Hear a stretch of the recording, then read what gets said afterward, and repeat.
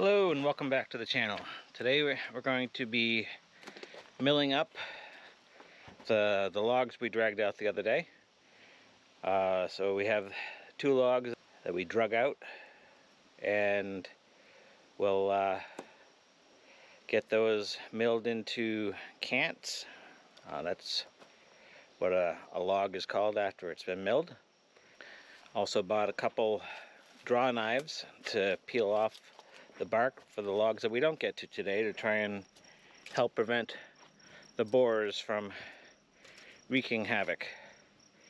Have my son Jacob here today, and we'll get to it.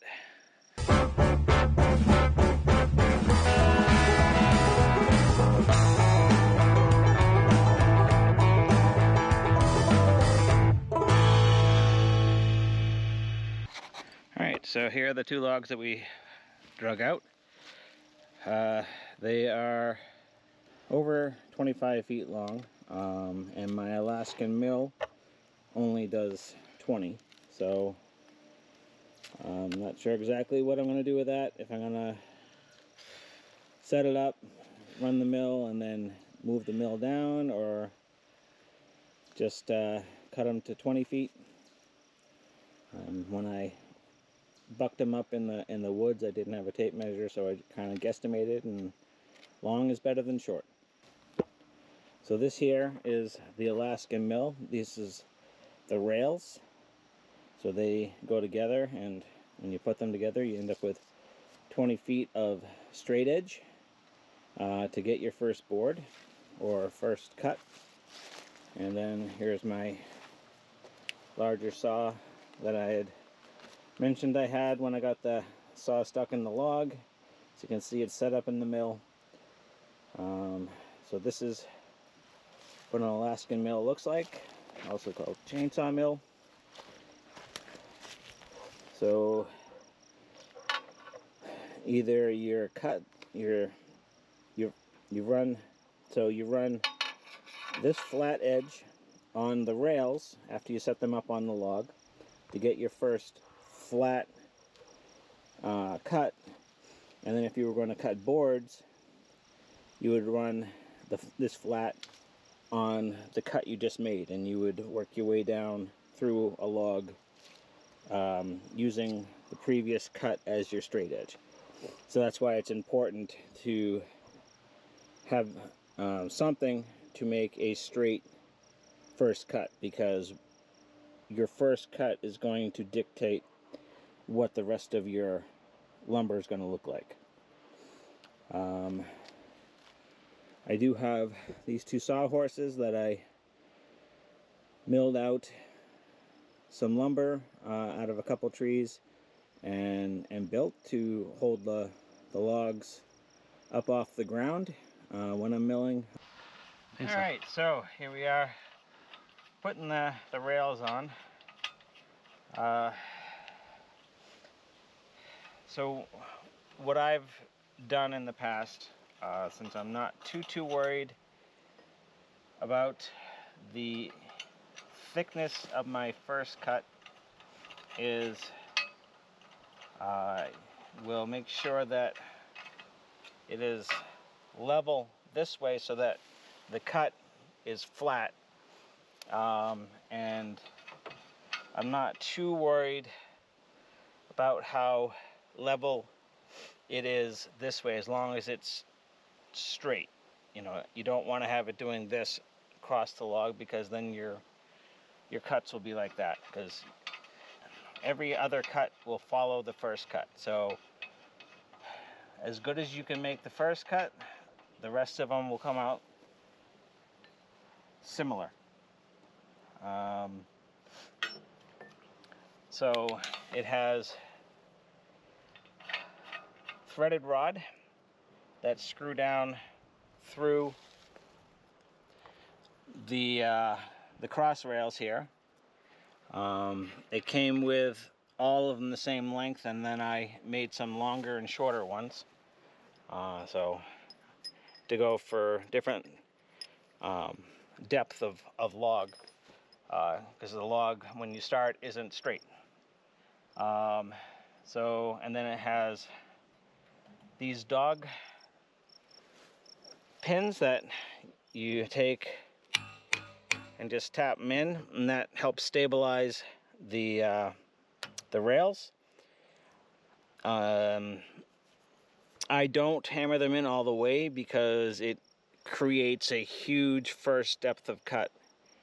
Because if you have them however deep you have them, the chainsaw going across needs to miss. Because if they're in too deep and your depth of cut is down here and the chain will go through them, they're only aluminum, however you'll wipe your chain out and then it's just a mess. So I just hammer them in enough to make them catch.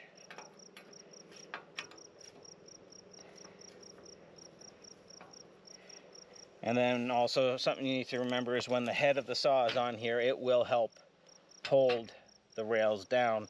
So if the rail isn't quite secure, as soon as you put the weight of the power head on, it will flatten things out. And you can see there I have the bubble right in the middle. Come back and check this one. And that one's good. And then you just work your way down the log. Like I said, you don't need to worry too much about how level it is this way. Just kind of check it to, you know, it's not perfectly level, but it is the same all the way down so far. So, you know, it is flat, it's just not level. And it doesn't need to be. And I also cut off about 4.5, 5 feet off of this log because it was too long. I'm only going to need about 18 feet for the beams in the house.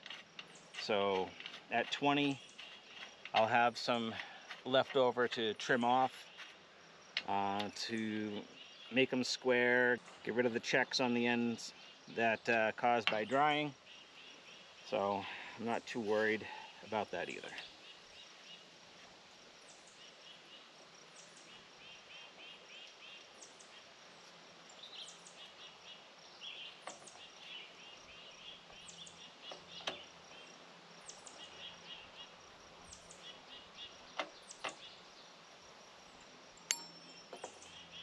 Hammer. Hammer.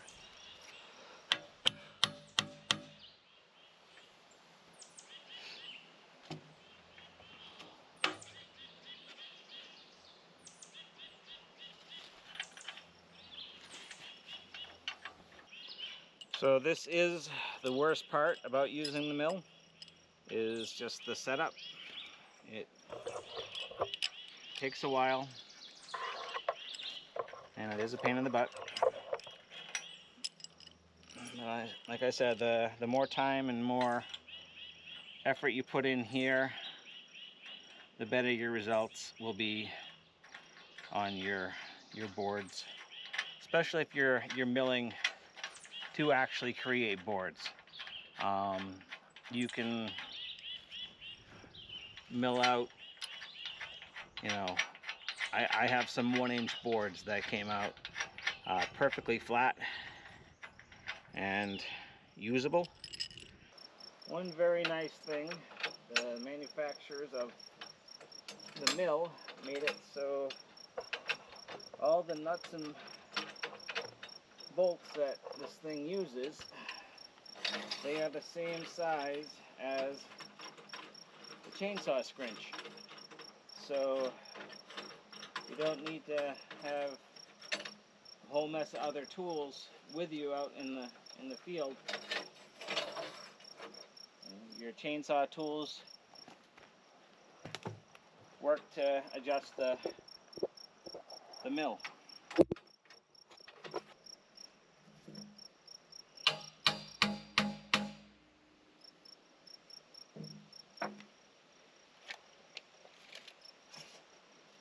Alright, so now take a measurement from the top of the rails to top of the log. That's 4 3/4, and I'll do that in several places to once again make sure I don't hit the tips of the aluminum dogs holding the mill into the log. And check it again, look down it. It's got a little dip in it, so I'll try and get that out.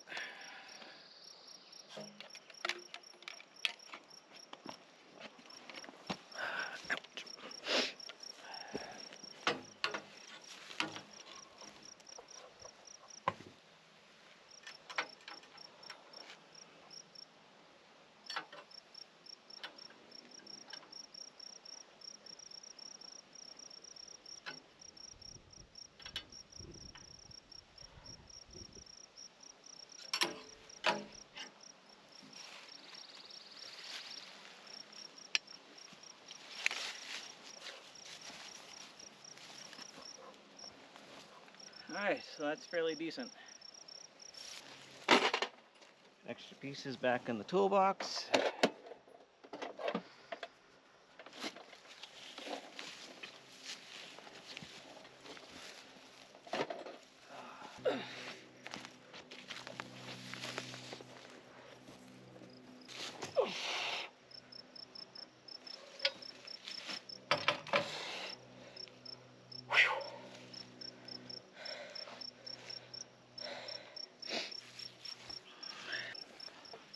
So when you go to set the mill up, it has measurements on the 2 rails. So you loosen these 2 U-bolts, and with both of them loose, it'll allow it to slide up and down the rails, and that's how you set your depth of cut. So the deepest I had down there was 4 3/4. Tick is now dead.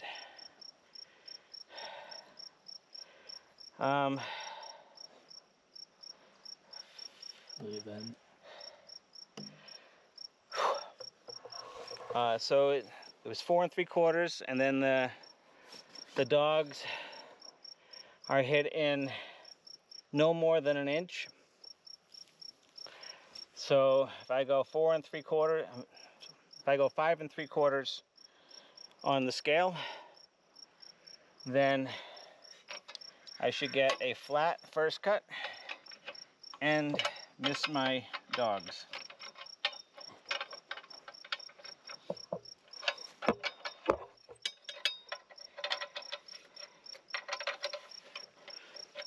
And your measurement is to the top of this black rail.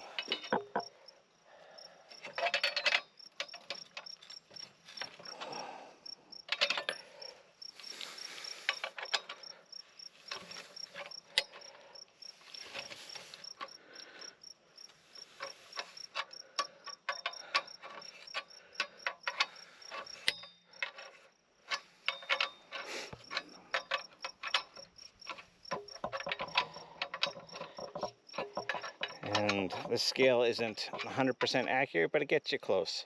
So if you make it a little deeper than you think, you're fine, because it's always easier to take wood off than to put it back on.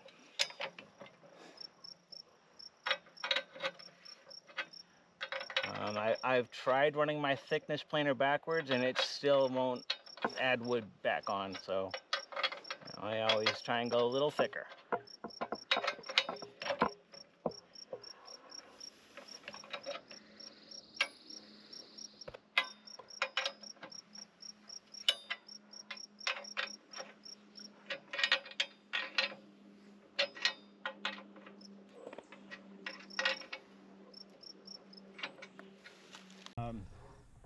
So the maker of this mill is Gramberg.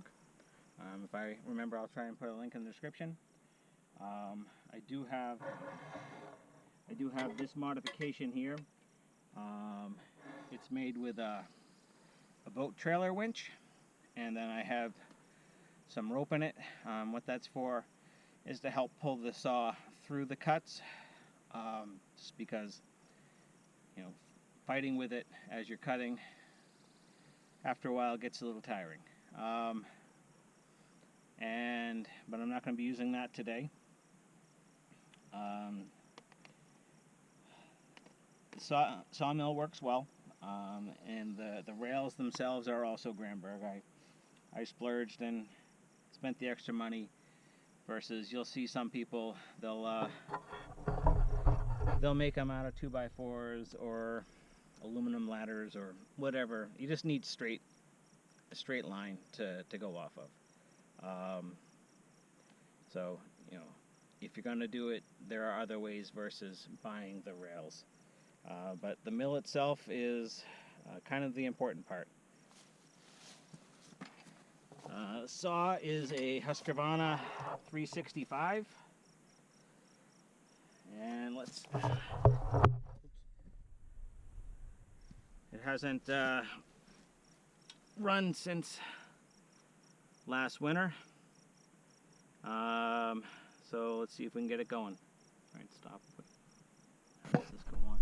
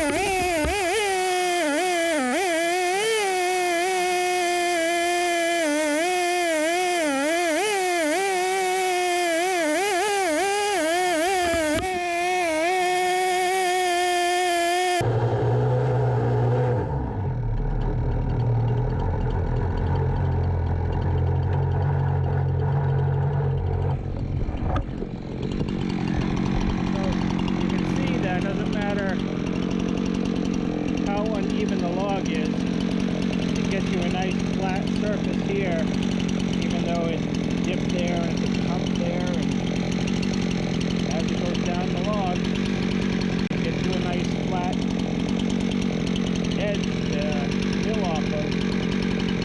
Keep your cut.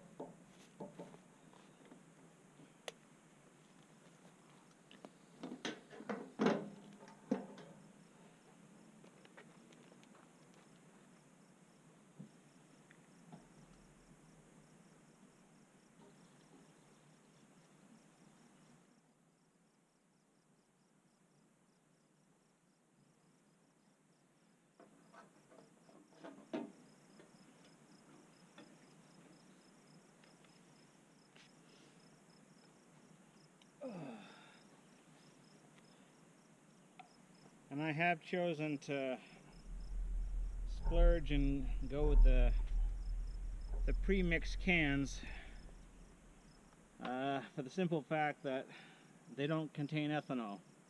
And ethanol and small engines, they don't go well together.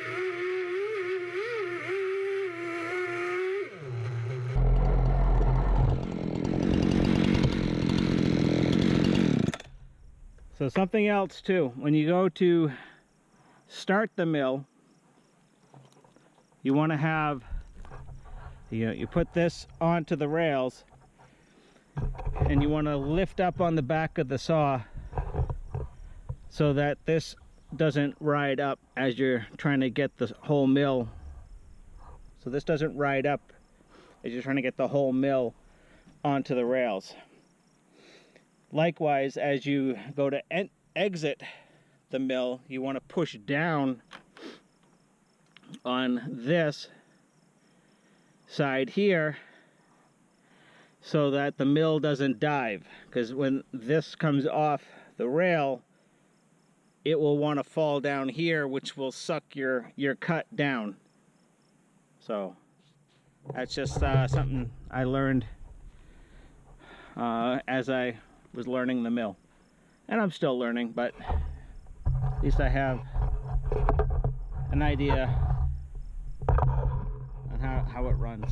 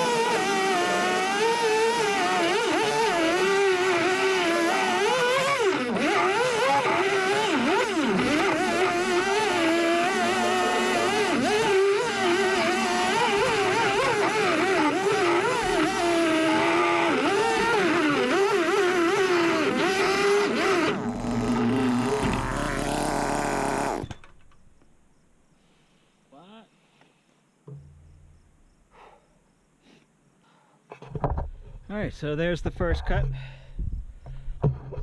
It takes a while, but it would definitely be nice to have a real sawmill, but they're not free. So this was the next best option.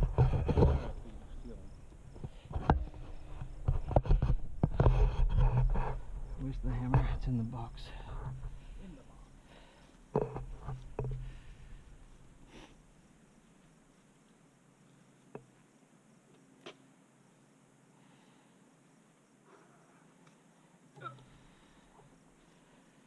Go ahead and start down there and just pop the dogs out.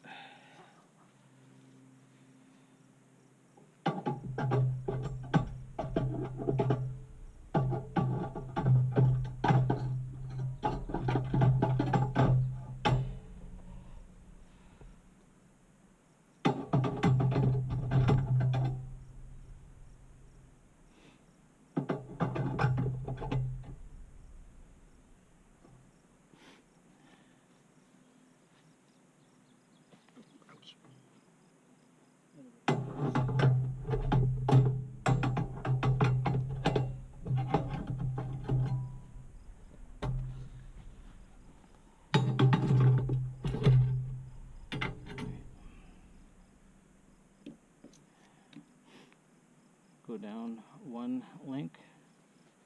That'll be the center, right there.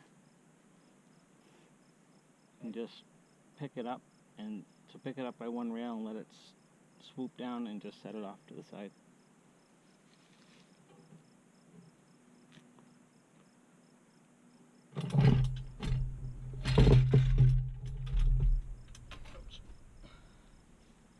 Alright, so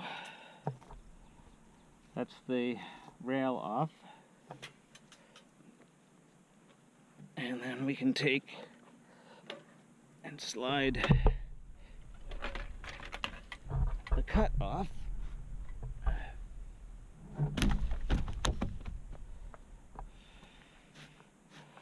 So you can see I was trying to keep it fairly flat, getting it out. It was pretty thin here, so I figured I could get it there. But you can see how rough and uneven this is versus down here with the sawmill. You do still have the saw teeth, but it is nice and flat. So when you go to make your next cut, you just, those rails of the saw is in right on this, and then you get your depth of cut and they'll be parallel. So if you make a 6-inch depth of cut, it'll be 6 inches all the way down. If you make a 2-inch, 1 inch, whatever, it'll be parallel to this space.